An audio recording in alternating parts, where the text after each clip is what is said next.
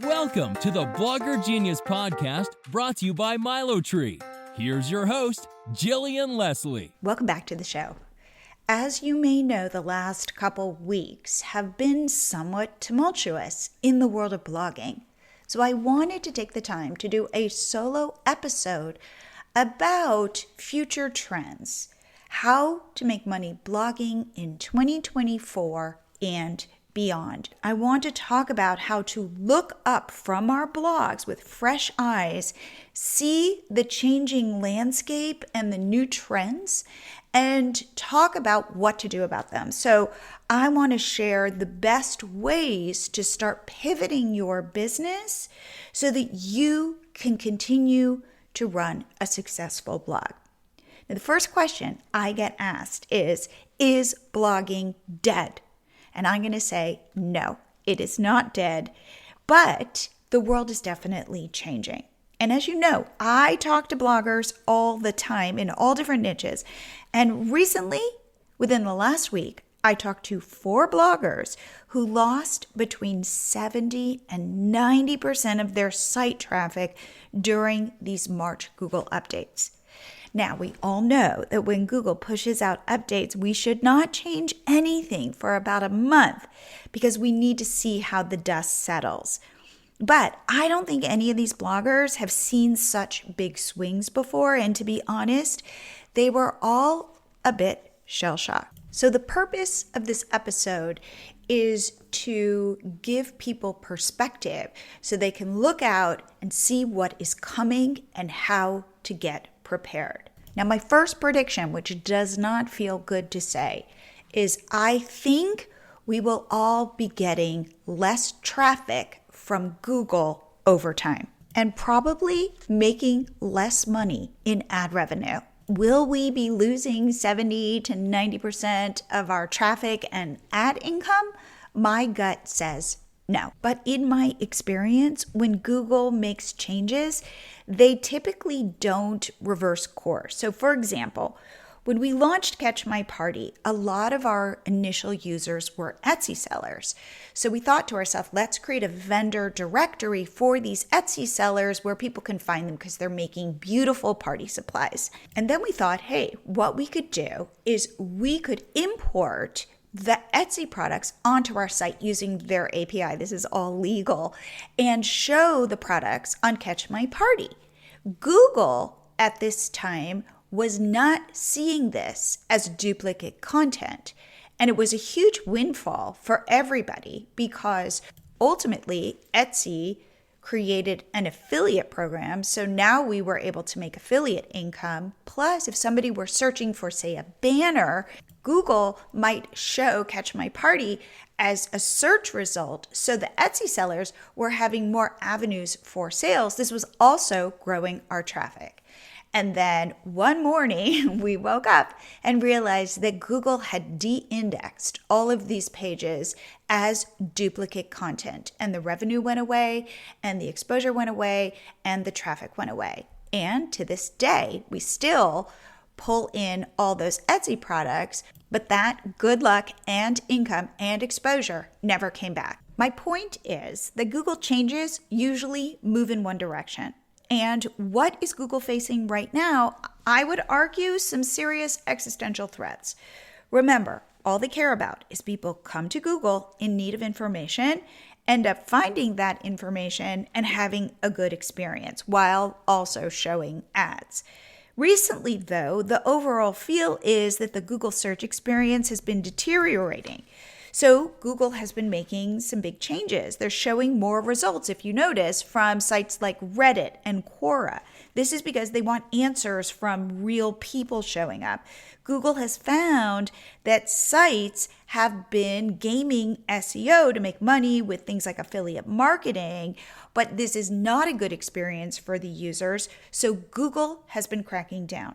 And some bloggers who've done everything right have gotten caught in this. Plus, how Google is going to implement AI in search is a little up in the air. They're calling this the Google Search Generative Experience, or SGE. You can Google that to see what it looks like. And this is where on the search results page, There will be links to other websites, but there will also be a box for you to type in your query into their AI. And one thing Google has said is their AI results will quickly provide users with the answers they need and not necessarily direct users to other sites or content. So if their AI can give you better results on their GSE page than sending you off to a site they don't control, you better believe they will do that. In fact, I've already heard rumors that it's happening in the travel blogging space.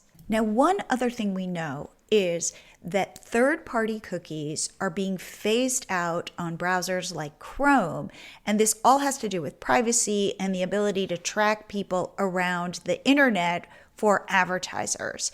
As these go away, it will be harder for ad networks to charge premium rates for advertisers if they can't identify who these people are. So I'm going to predict that this is going to have some negative pressure on ad rates and therefore ad revenue. I was on a call with a food blogger this past week, and I started to paint this new picture for her, and she could not believe what I was saying. Like, the look on her face, the look of horror was somewhat unsettling. She's an old school blogger. She doesn't really use AI in her work, and she feels like her readers could definitely tell the difference if she did. Well, when I told her it's all about her prompts and she could prompt her AI to sound like her, she actually got pretty upset. Now, I told her she should start getting serious about learning how to use ChatGPT well, and I think she was shocked that that's what I was recommending. And when I told her that some people will actually use AI for recipes and not go to food blogs, she didn't believe me. She's like, who's going to get the recipe from a machine? Like, that's not high quality content.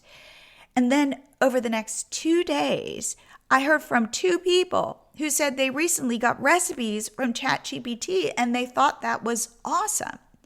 Now, do I believe everyone will be getting their recipes from AI? No, the internet's big. There are tons of people doing lots of different things. But it will become more common that we use AI rather than going to specific sites. I do not mean to be painting a bleak picture for bloggers. They should not abandon creating great blog content. I just mean to point out that change is afoot, and the more willing we are to embrace it, the more success we'll have. What this really means is opening the aperture of how we see our blogs and our businesses, how we see our target audience, and how we see opportunities to serve them. It's almost like you're lifting up and looking down at this landscape, and the landscape is much bigger than we could ever have imagined. Now, I wouldn't be surprised if the goal of cranking out blog posts and getting them to rank in Google with great keyword research so we can make a full-time income from ad networks like Mediavine and Raptive will shrink, as I mentioned above. But I've got 3 important recommendations for you going forward to future-proof your business. The first one, diversify where you get your traffic from. Because we all know traffic is life on the internet for our businesses. So start investing in Pinterest again if you've given up on it in the past. It might take a couple of months to see a return on that investment, but Pinterest static pins still drive traffic. I've heard of people going back to Facebook and using it to drive traffic. As platforms like Facebook deprioritize news, I think there's an opportunity there. And if you can build engagement on Facebook, because that's what they care about, you can send people to your links. I've even heard that people are starting to see traffic coming from other search engines like Bing and DuckDuckGo. So Google should not be your only play. And another place to invest in is growing your email list, because you can be putting links in your emails and driving traffic. Remember, besides your blog, your email list is one of your most valuable assets because you own it. And these people have given you permission to show up in their inbox, which is kind of like showing up in their living rooms. So this is an unbelievable opportunity for not just driving traffic, but getting these people to get to know you, your expertise, and what you can deliver. Remember, email is one of the best ways to sell. I'm also going to say, show up on social media, even on platforms that don't drive a lot of traffic, because again, the name of the game is changing and it's now about people getting to know you, which leads to my second recommendation. Start building real relationships with your audience. Don't think of them as nameless, faceless traffic. They're real people. And this is where your competitive advantage comes in, because you are a real person. With AI, content becomes a commodity, but you are not a commodity. You are now a problem solver. I did a previous episode on how you are not just a content creator anymore. You are an expert and you are selling your vibe. So I'll link to it in the show notes. Now, a few of these bloggers that I spoke with this past week don't like this idea that it's about them now because they're used to hiding behind their blogs.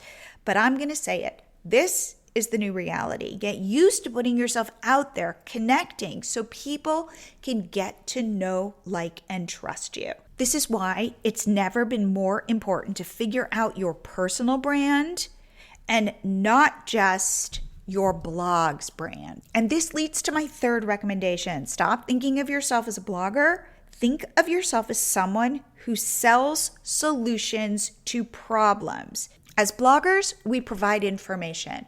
We are now moving from an information economy to a people-focused economy. So what does that mean?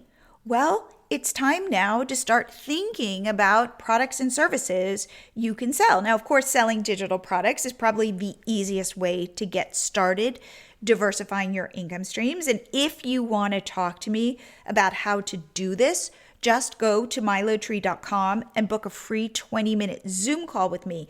I will help you readjust your thinking about this whole blogger thing. And I feel like this is what I have been doing for the last couple of weeks specifically. And yes, starting with selling, say, an ebook or a guide or any type of digital download is a great place to start because these types of products are easy to create and they provide passive income. But what we're seeing in our data at MiloTreeCart is that the people making the most money are selling things like memberships, coaching, live 1-hour workshops. And notice something about each one of these products.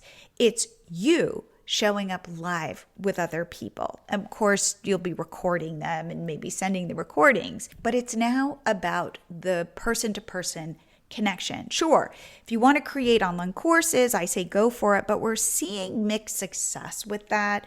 I feel like people are getting a little coursed out. In addition to selling digital products, you could also look into selling physical products, like if you're a crafter, selling products on Etsy. And another thing you can sell are affiliate products. But I recommend you find affiliate products that pay a lot of money. And I'm not talking about Amazon. Software products have generous affiliate programs. So think about the tools you use and maybe you could be promoting them to other bloggers.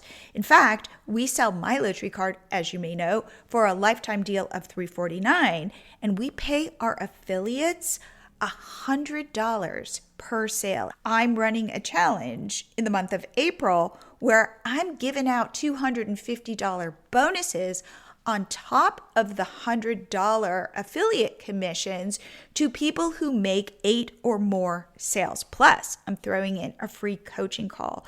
So these are those kinds of opportunities that you want to be looking for. Now, if you want to join our affiliate program, if you're not already subscribed, go to milotree.com, scroll down to the bottom of the page, and you'll see a link to our affiliate program, and that's where you can join. Or just email me at jillian@milotree.com and I'll send you a link to join our affiliate program.